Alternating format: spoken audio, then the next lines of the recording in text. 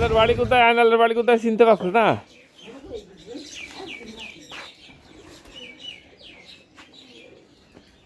আপু কি করছো? হাঁসের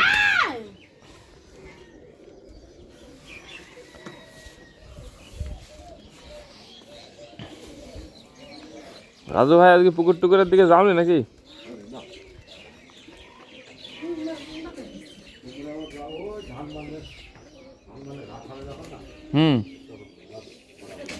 তার আগে আর বাড়াচ্ছ না, তাই না?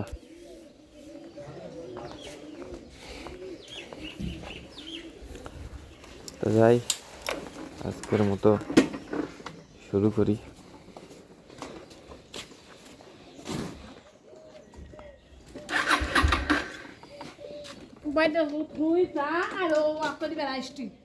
ভালো লাগে না গো আমার।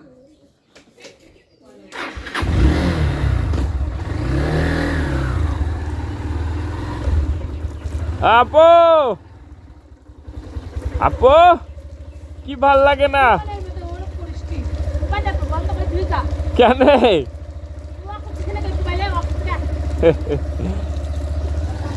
আমার আপু নিষেধ করছে আমাকে ব্লগিং যেন না করি।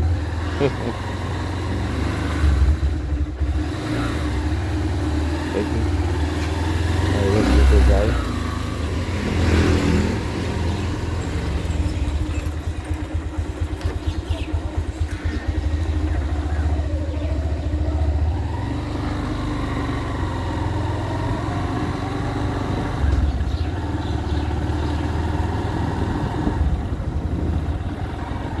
আমি এখন বের হলাম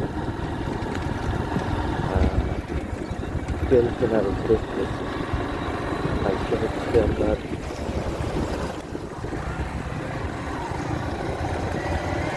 100 টাকার তেল পাওয়া যায় কিনা দেখতে যাই। আমাদের এখানে রামন্দিতেই তেলের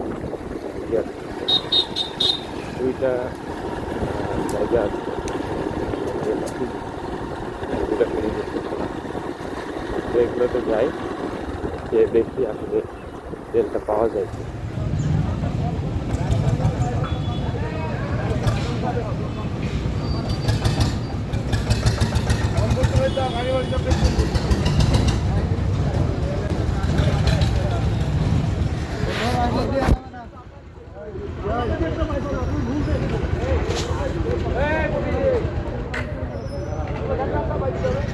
একবারে 1000 টাকা দিলেই তো হয়, আর আসে না ঘুরি।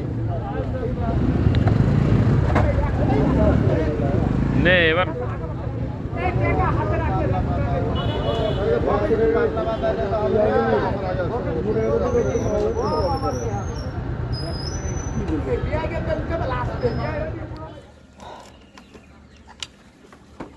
তেল নিয়ে মোটামুটি শেষ। এখন আমি আমার খামারের দিকে যাই।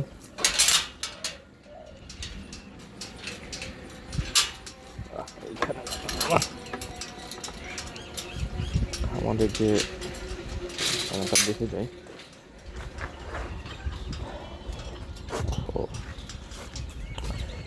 জিলাপিটাটা নেওয়া হয়নি।